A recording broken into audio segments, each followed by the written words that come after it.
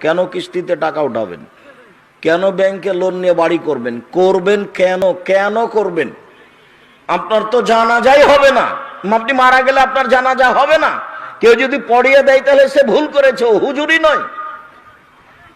এটা পশু প্রাণীর মতো মানুষ, ধর্মের নামে আছে মাথায় টুপি দিয়ে, ও মাওলানা নয়, ওর জানাজাই হবে না।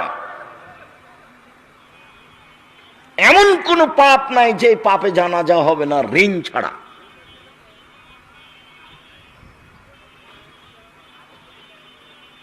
ঋণের পাপ যার আছে তার জানাজাই নেই। আল্লাহ রাসূল দিন রাত একটা কথা বলতেন সালাম ফেরার পূর্বে, আল্লাহুম্মা আউযু বিকা মিনাল মা'সাম ওয়াল মাগরাম।